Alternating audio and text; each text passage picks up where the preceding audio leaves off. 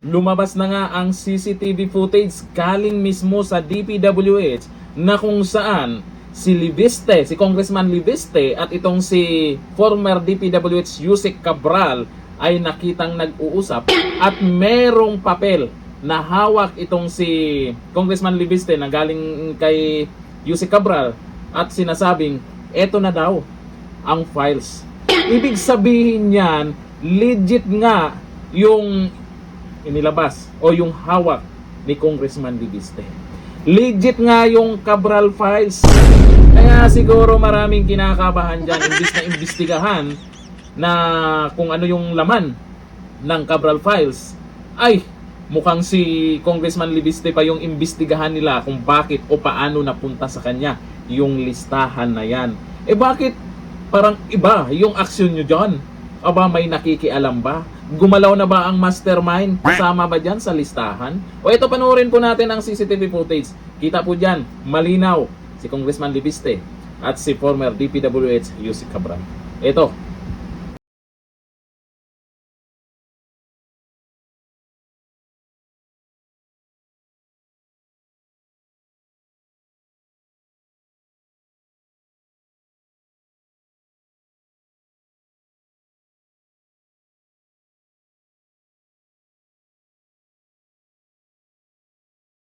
Aba, kung ganon, legit nga yung hawak ni Congressman Libiste.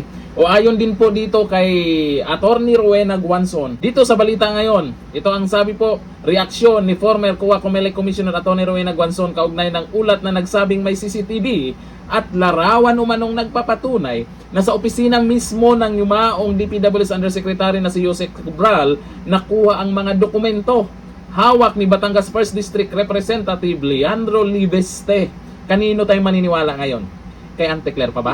Siyempre kay Congressman Libiste na. Kung ano yung inilabas niya na itong nakaraan, malamang legit yan. Sa kanyang pahayag, binigyan diin ni Guanzon na kung may litrato bilang ebidensya at kung sa loob ng opisina ni Yusek Cabral talaga kinuha ang mga papel, malinaw umano kung kaninong kustodiya nagmula ang mga dokumento. Bakit kaya ibinigay din ni Yusek Cabral etong mga dokumentong to? Noong September lang yan. Meron na bang nananakot sa kanya? Yan ang katanungan ng mga nag-comment dyan. Alam na ba ang posibleng mangyari sa kanya? Kasi ipinasa na niya kung kanino siya nagtitiwala.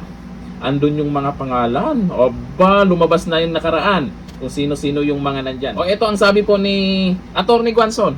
Sabi niya, so ibig sabihin, sa opisina nga niya talaga nanggaling ang hawak ni Leandro at dahil nasugatan pa ang mga kamay, ay sa mga kamay mismo ni Yusek Cabral kinuha ang mga dokumento, hindi sa kamay ng kahit sinong staff, hindi sa kamay ng janitor, ng driver o guard, kundi sa kamay mismo ni Yusek Cabral. Giit ni Guanzon na tuwirang kumukwestiyon sa mga pahayag na kumukontra sa pinanggalingan ng mga dokumentong hawak ni Libiste. O Ante Claire, ano na? Sabi mo nakaraan, di ba? Kaduda-duda. Eto, kita sa video kung kanino mismo nanggaling. Sino ang nagbigay kay Congressman Libiste. Kaya po matapang po at malakas ang loob ni Congressman Libiste dito sa hawak niyang files. Kasi naman, alam niya kung kanino galing. Alam niya kung ano talaga yung totoo. At yung hawak niya, yan ang kinakatakutan ng mga buhaya. Kasi may mga tumatawag di umano sa kanya na wag ilabas to. Wag ilabas. Inaalok pa. Sana, ito lang maganda po dyan. Sana, suportahan po itong si Congressman Libiste ng ibang congressman dyan kung talagang ayaw nyo ng may tinatago. Kung ayaw nyo sa korupsyon, suportahan nyo po ito kasi baka magaya na naman ito kay Congressman Barsaga na kung saan, tingnan nyo anong nangyari, suspendido. O ayon po dito kay Irene Minjola, sila mismo ang nag-confirm na galing nga sa DPWH. So bakit kailangan questionin ang authenticity? Kung hindi kompleto, edi i-check sa kopya ng DPWH mismo. At least, may starting point na sila sa investigasyon nila. Bakit parang nakapokus sa paraan ng pagkuha ng ebidensya?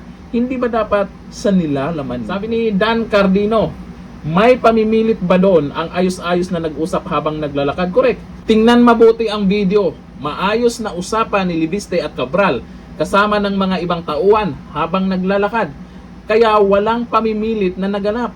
Pero wala pa rin itong silbi, lalo na sa mga sangkot na pilit iniiwas ang sarili sa compromise na wag masangkot sa flood control scandal. Kaya gagawa nila ito ng dahilan para makalusot. Okay, siyempre ba naman, pumaldo sila ng napakalaking halaga dyan sa maanumalyang flood control project.